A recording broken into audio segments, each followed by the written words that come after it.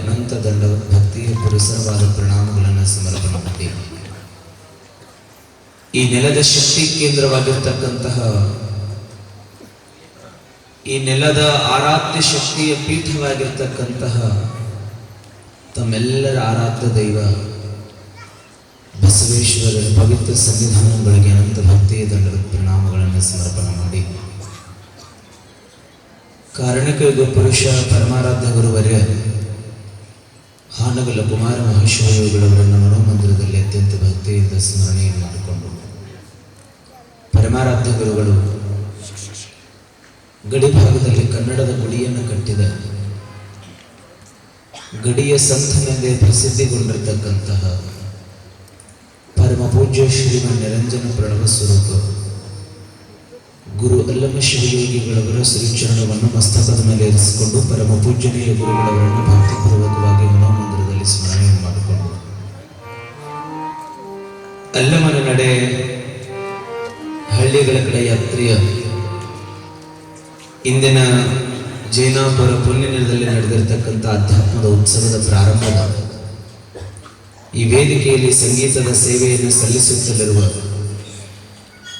ಈ ನಾಡಿನ ಶ್ರೇಷ್ಠ ಗವಾಯಿಗಳಲ್ಲಿ ಒಬ್ಬರಾಗಿರ್ತಕ್ಕಂತಹ ನಮ್ಮವರೇ ಆದ ನಾಗರಾಜನವರಲ್ಲಿ ಪ್ರವೀಣನವರಲ್ಲಿ ಶರಣಗಳನ್ನು ಸಲ್ಲಿಸಿ ಅತ್ಯಂತ ಭಕ್ತಿಯಿಂದ ಶ್ರದ್ಧೆಯಿಂದ ಅಲ್ಲಮನ ತೊದಲ ನುಡಿಗಳನ್ನು ಆಲಿಸಲಿಕ್ಕೆ ಬಂದಿರತಕ್ಕಂತಹ ಸಮಸ್ತ ಎಲ್ಲ ಜೈನಾಪುರ ಪುಣ್ಯ ನೆಲದ ಇನ್ನು ಹೆತ್ತ ತಂದೆ ತಾಯಿಗಳಂತೆ ತಮ್ಮನ್ನು ಭಾವಿಸಿ ತಮ್ಮೆಲ್ಲರ ಪವಿತ್ರ ಅಂತರಂಗದಲ್ಲಿ ಶೋಭಿಸುತ್ತಲಿರುವ ಗುರು ಬಸವೇಶ್ವರ ಗುರು ಅಲ್ಲಮನ ಚಿಜ್ಯೋತಿಗೆ ಶರಣು ಶಿವಶರಣಾರ್ಥಿಗಳು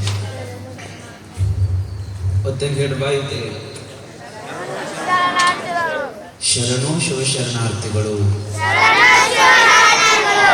ಹಿಂದೆ ಕುಂತವ್ರು ಬಾಯಿಗೆ ಕಾಣಿಸಿ ಸಂಬಂಧ ಮುಂದೆ ಕುಂತವ್ರ ಸಂಬಂಧ ಅದೇ ಹಿಂದೆ ಕುಂತವ್ರ ಸಂಬಂಧ ಎಲ್ಲರೂ ಹೇಳ್ಬೇಕು ಒಂದ್ಸಾರಿ ಕೈ ಶರಣು ಶಿವಶರಣಾರ್ಥಿಗಳು. ಈ ಕಡೆ ಮೇಳಕ್ಕೆ ಸಂಬಂಧ ಇಲ್ಲ, ಈ ಕಡೆ ಮೇಳಕ್ಕೆ ಸಂಬಂಧ ಹೇಳ್ಬೇಕು. ಇದು ಅಧ್ಯಾತ್ಮದ ವೇದಿಕೆ, ಅಧ್ಯಾತ್ಮವನ್ನು ಉಣಬಡಿಸುವ ವೇದಿಕೆ. ಬಸವಣ್ಣ ಕೂಡಲ ಸಂಗಮನಾಥನಲ್ಲಿ ಪ್ರಾರ್ಥನೆಯನ್ನು ಮಾಡುತ್ತಾನೆ. ಪ್ರಧಾನಿ ಪಟ್ಟವನ್ನು ಅಲಂಕರಿಸಿದ್ದ. ನಾನಾ ದೇಶಗಳಿಂದ ಎಲ್ಲಾ ಶರಣರು ಕಲ್ಯಾಣಕ್ಕೆ ಕರ್ಕೊಂಡು ಬಂದರು. 196 ಚರಜಂಗಮರು, 771 ಅಮರಗಣಗಳು ಕಲ್ಯಾಣದಲ್ಲಿದ್ದು. ಕಲ್ಯಾಣವೆಂಬುದು ಭೂಮಿಯ ಸ್ವರ್ಗದ ಭೂಮಿಯಾಗಿತ್ತು 12ನೇ ಶತಮಾನದಲ್ಲಿ. ಆ ಕಲ್ಯಾಣದ ಪುಣ್ಯ ಭೂಮಿಗೆ ನಾಂದಿಯನ್ನ ಹಾಡಿರ್ತಕ್ಕಂಥ ಬಸವಣ್ಣ ಆ ಸಂಗಮನಾಥನಲ್ಲಿ ಪ್ರಾರ್ಥನೆಯನ್ನು ಮಾಡ್ತಾನೆ. ನಮಗೆ ಯಾರಿಗಾದ್ರೂ ಒಂದು ಅಧಿಕಾರ ಸಿಕ್ಬಿಟ್ರೆ ನಮ್ಮ ಕಣ್ಣಿಗೆ ಮುಂದೆ ಯಾರೂ ಕಾಣುವುದಿಲ್ಲ. ಆದರೆ ಬಸವಣ್ಣ ಸಂಗಮನಾಥನಲ್ಲಿ ಪ್ರಾರ್ಥನೆ ಮಾಡಿಕೊಳ್ಳುತ್ತಾನೆ. ಅಷ್ಟೆಲ್ಲ ಬಸವಣ್ಣನ ನಾಮಸ್ಮರಣೆ ನಡೆದಿದೆ. ಇಡೀ ಜಗತ್ತೆಲ್ಲ ಕಲ್ಯಾಣದತ್ತ ಮುಖ ಮಾಡ್ತಾ ಇದೆ. ನಾನಾ ದೇಶಗಳಿಂದ ಶರಣರೆಲ್ಲ ಕಲ್ಯಾಣಕ್ಕೆ ಕರ್ಕೊಂಡು ಬರ್ತಾ ಇದ್ದಾರೆ. ಬಸವಣ್ಣ, ಭಾವದ ಬಸವಣ್ಣ, ಭಕ್ತಿಯ ಬಸವಣ್ಣ, ಯೋಗಿಯ ಬಸವಣ್ಣ, ಶಿವಯೋಗಿಯ ಬಸವಣ್ಣ ಅಂತ ಪೂಜೆ ಮಾಡಕತ್ತಾರ. ಅಂತಹ ಬಸವಣ್ಣ ಭಗವಂತನ ಹತ್ರ ಪ್ರಾರ್ಥನೆ ಮಾಡ್ತಾನೆ. ತನ್ನ ಗುರುವಿನ ಹತ್ರ ಪ್ರಾರ್ಥನೆಯನ್ನು ಮಾಡ್ತಾನೆ. ಏನು ಪ್ರಾರ್ಥನೆ ಮಾಡ್ತಾನೆ ಅಂತಂದ್ರೆ, ಓ ತಂದೆ ಸಂಗಮನಾಥ, ನೀ ನನ್ನನ್ನು ಹೆಂಗೆ ಇರಿಸ್ಬೇಕು ಅಂತಂದ್ರೆ, ನಾನ್ ಹೇಗೆ ಇರಬೇಕು ಅಂದ್ರೆ, ನೀ ಹೆಂಗೆ ನನಗೆ ಆಶೀರ್ವಾದ ಮಾಡಬೇಕು ಅಂದ್ರೆ, ಬಾಗಿದ ತಲೆ ಮುಗಿದ ಕೈಯನ್ನಾಗಿರಿಸು ಕೂಡಲ ಸಂಗಮ ದೇವ ಅಂತ ದೇವರ ಹತ್ರ ಪ್ರಾರ್ಥನೆ ಮಾಡ್ಕೊಂಡ. ಏನಂತ? ಬಾಗಿದ ತಲೆ ಮುಗಿದ ಕೈಯನ್ನಾಗಿರಿಸು ಕೂಡಲ ಸಂಗಮ ದೇವ. ಯಾರೇ ಬರಲಿ ನಂಬರಪೂರ್ವಕವಾದ ಶರಣು. ಇದು ಜಗತ್ತನ್ನು ಶಾಂತ ರೀತಿಯಾಗಿಡುತ್ತದೆ, ಜಗತ್ತನ್ನು ಬದಲಿಸ್ತದೆ. ಇದು ಒಂದ್ಸಾರಿ ಇಷ್ಟು ಕೈ ಮುಗಿದ್ಬಿಟ್ರೆ ಎಲ್ಲರೂ ನೀವು ಪಾದಖಾನೆ ಹಚ್ತಾರ. ಅಂತ ದೊಡ್ಡ ಶಕ್ತಿ ಶರಣೆನ್ನುವುದರೊಳಗಡೆ ಇದೆ.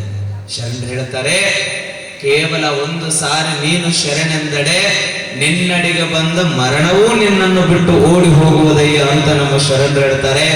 ಅಂತಹ ಶರಣರ ತತ್ವ ಪರಂಪರೆಯ, ಮಠದ ಪೀಠದ ಪರಂಪರೆಯ ಸೇವಕರಾಗಿ ವಾರಸುದಾರರಾಗಿರ್ತಕ್ಕಂಥ ನೀವೆಲ್ಲ ಒಂದ್ಸಾರಿ ಹೇಳ್ಬೇಕು, ಶರಣ ಶಿವಶರಣಾರ್ಥಿಗಳು.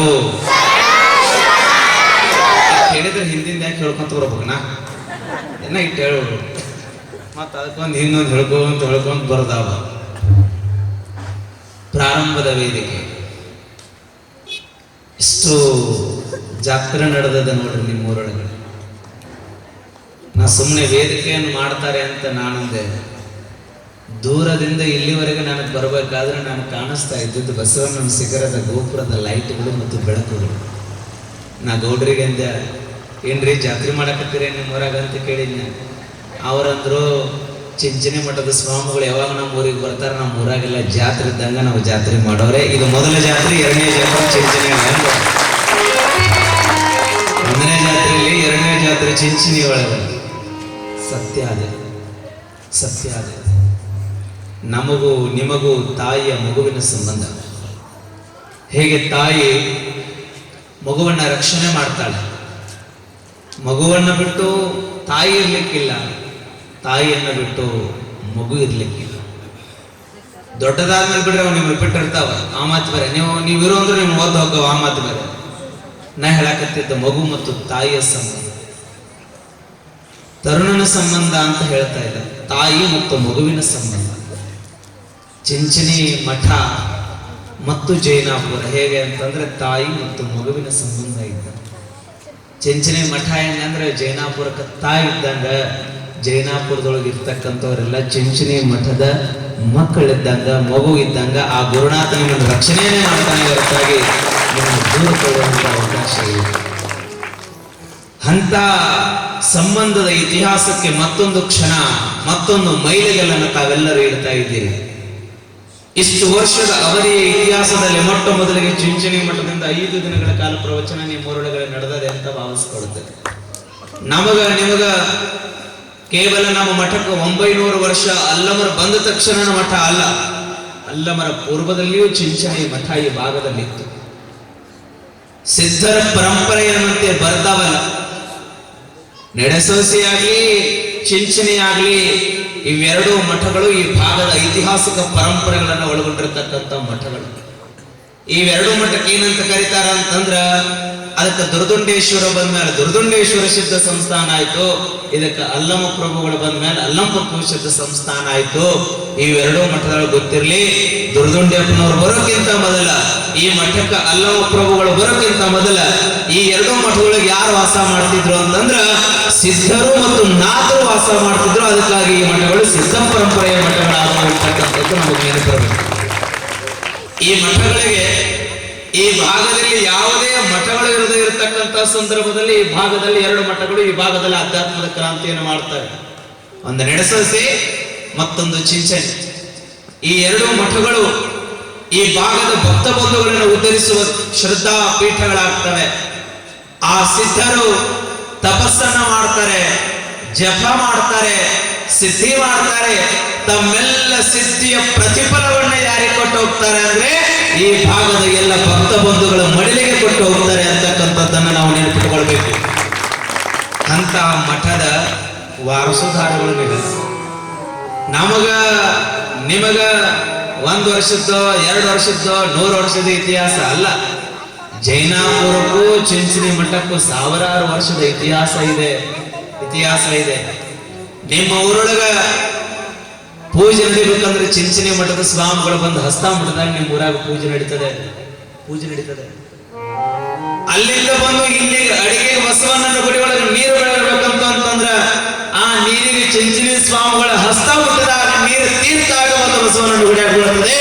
ಅಂತ ಒಂದು ಪರಂಪರೆಯ ಮಠ, ಅಂತ ಒಂದು ಪರಂಪರೆಯ ಪುಣ್ಯ ನೆಲ ನೀವು. ಅಂತ ಒಂದು ಪುಣ್ಯ ನೆಲದಲ್ಲಿ ಈ ದಿನ ನನಗೆ ಗೊತ್ತಿರಲಿಲ್ಲ. ಸುಮ್ಮನೆ ನಾನು ಒಂದೂರಿಗೆ ಹೋಗ್ಬೇಕು ಅಂದ್ರೂ ಸಹಿತ ಅಲ್ಲಿಯ ವಾತಾವರಣದ ಕುರಿತು ಸಂಪೂರ್ಣವಾಗಿ ನಾನು ಚಿಂತನೆಯನ್ನು ಮಾಡ್ತೇನೆ. ಒಂದೂರಿಗೆ ನಾನು ಹೊರಟೆ, ಒಬ್ಬ ವ್ಯಕ್ತಿಗಳನ್ನ ನನ್ನ ಕರೀತಾ ಇದ್ದಾರೆ ಅಂತಂದ್ರೆ ನಾನು ಪೂರ್ವಾಪರ ವಿಚಾರವನ್ನು ಮಾಡಿ ಅಲ್ಲಿ ಹೋಗುತ್ತೇನೆ. ಹಾಗೆ ಸುಮ್ಮನೆ ಹೋಗುದ್ರು, ಪಟ್ಟಣ ಕರೆದಾರ ಅಂತ. ಖರೆ ಈ ನೆಲದ ಬಗ್ಗೆ, ಈ ಮಣ್ಣಿನ ಬಗ್ಗೆ ವಿಚಾರವನ್ನು ಮಾಡ್ತಾ ಇರಬೇಕಾದ್ರೆ ದಾರಿಯುದ್ದಕ್ಕೂ ಈ ನೆಲದ ಕುರಿತು ಚಿಂತನೆಯನ್ನು ಮಾಡ್ತಾ ನಾನು ಬಂದಾಗ ನಾ ಗೌಡ್ರಿಗೆ ಒಂದು ಮಾತು ಕೇಳಿದೆ. ನಿಮ್ಮೂರೊಳಗ ಹೊಂಗಡ ಪೂಜೆ ಪ್ರಾರಂಭ ಆಗಿ ಎಷ್ಟು ವರ್ಷ ಆಯ್ತು ಅಂತ ನಾನು ಸುಮ್ಮನೆ ಅವ್ರಿಗೆ ಕೇಳಿದೆ. ಬುದ್ಧಿ ನನಗೂ ಗೊತ್ತಿಲ್ಲ, ನಮ್ಮ ಅಪ್ಪಗೂ ಗೊತ್ತಿಲ್ಲ. ಚಿಂಚಿನ ಸ್ವಾಮಿಗಳು ಯಾವಾಗಂತ ನಿಮ್ಮ ಊರಿಗೆ ಬರ್ತಾರ ಅಂತ ನಾನು ಕೇಳಿದೆ. ಬುದ್ಧಿ ನಾನು ನೋಡಕತ್ತಂತ್ರು ಇದು ನಿಮ್ಮದು 3ನೇ ತಲೆ, ಹಿಂದೆ ಯಾವಾಗ ಪ್ರಾರಂಭ ಆಗಿತ್ತು ಅಂತ ಯಾರಿಗೂ ಗೊತ್ತಿಲ್ಲ. ಇವತ್ತಿಗೂ ಸಹಿತ ನಮ್ಮೂರೊಳಗಡೆ ಏನ್ ಇತಿಹಾಸ ಇದೆ ಅಂತಂದ್ರೆ, ಹೊಂಗಡ ಪೂಜೆ ಆಗಬೇಕಾಗಿತ್ತು ಅಂತಂದ್ರೆ 6:30 ಚಿಂಚಣಿ ಸ್ವಾಮಿಗಳು ನಮ್ಮೂರಾಗಿರಬೇಕು. ಅಷ್ಟು ಇತಿಹಾಸ ನಮ್ಮೂರೊಳಗಡೆ ಇದೆ ಹೊರತಾಗಿ ಬೇರೆ ಗೊತ್ತಿಲ್ಲ. ಅಂತ ಒಂದು ಪರಂಪರೆಯ ಪುಣ್ಯದ ಸಂಬಂಧ ನಮ್ಮದು ನಿಮ್ಮದು. ಅಲ್ಲವರು ಬಂದು ಹೋಗಿರುವುದು, ಸಿದ್ಧರು ಬಂದು ಹೋಗಿರಬಹುದು, ಮತ್ತಲ್ಲವರು ಬಂದು ಹೋಗಿರಬಹುದು, ಮತ್ತು ಸಿದ್ಧರು ಬಂದು ಹೋಗಿರಬಹುದು. ನೋಡ್ರಿ, ನಮ್ಮ ಮಠದೊಳಗೆ 2 ಹೆಸರು ಬರ್ತಾವ. ಒಂದು ಸಿದ್ಧ ಪ್ರಭು, ಒಂದು ಅಲ್ಲಮ ಪ್ರಭು. ನಡುಸಸಿ ಒಳಗ ಒಂದು ನಿಜಲಿಂಗೇಶ್ವರರು, ಒಂದು ಶಿವಲಿಂಗೇಶ್ವರರು. ಇವೆರಡು ಮಠಕ್ಕೆ ಎಷ್ಟು ಸಂಬಂಧದ ಸುಮ್ಮನೆ ನೋಡ್ರಿ, ನೀವು ವಿಚಾರ ಮಾಡ್ರಿ, ಸುಮ್ಮನೆ ವಿಚಾರ ಮಾಡಿ. ಅದಕ್ಕೂ 2 ಹೆಸರ, ಇದಕ್ಕೂ 2 ಹೆಸರು. ಯಾರೇ ಬರಲಿ, ರಂಗ ಬರಲಿ, ಖರೆ 2 ಹೆಸರು. ಆ ಮಠದಾಗೂ 2 ಶಕ್ತಿ ಬರ್ತಾವ, ಈ ಮಠದೊಳಗೂ 2 ಶಕ್ತಿ ಬರ್ತಾವ. ಒಂದು ಶಕ್ತಿ ಸೌಮ್ಯ ಇರ್ತದೆ, ಒಂದು ಶಕ್ತಿ ಬಹಳ ಖಡಕ್ ಇರುತ್ತದೆ. 2 ಮಠಗಳೊಳಗೂ ಈ ಶಕ್ತಿಗಳು ನಡೀತವೆ. 2 ಮಠದೊಳಗೂ ಈ ಶಕ್ತಿ ನಡೀತವೆ. ಇವತ್ತಿಗೂ ನಡೀತವೆ, ಮುಂದೂ ನಡೀತವೆ, 1000 ವರ್ಷ ಆದ್ರೂ ನಡೀತವೆ. ಆದರೆ ಅಂತಹ ಪೀಠಗಳೊಡನೆ, ಅಂತಹ ಮಠಗಳ ಒಡನೆ ತಾವು ಸಂಬಂಧವನ್ನ ಇಟ್ಟುಕೊಂಡು ಇವತ್ತಿನವರೆಗೆ ನಡೀತಾ ಬಂದಿರತಕ್ಕಂಥವ್ರು ತಾವುಗಳೆಲ್ಲ. ನಾವು ಊರಾಣ ಜನರಿಗೆಲ್ಲ ಧರ್ಮಸಭೆ ಮಾಡ್ಬೇಕಾದ್ರೆ ಒಂದು ಮಾತು ಹೇಳಿದೆ. ನಿಮ್ಮ ಊರಿಗೆ ಹಿಂಗ್ ಮಾಡ್ಬೇಕಂತ ಮಾಡಾಕತ್ತೇವ್ರಿಪ್ಪ, ಮತ್ತೆ ಹೆಂಗ್ರಿ, ಎಷ್ಟು ಖುಷಿ ಆಗುತ್ತದೆ ಅಂತಂದ್ರೆ, ಹಿರಿಯರು ಹಿಡ್ಕೊಂಡು ಯುವಕರವರೆಗೆ ಒಬ್ಬರು ಒಳ್ಳೆ ನಾನು ಮರು ಮಾತನಾಡ್ಲಿಲ್ಲ. ಯಾರು ಒಬ್ಬರು ಮರು ಮಾತನಾಡ್ಲಿಲ್ಲ. ಹಂಗ್ ಮಾಡೋಣ, ಮುಂದ್ ಮಾಡೋಣ, ಹಿಂದ್ ಮಾಡೋಣ ಇಲ್ಲ.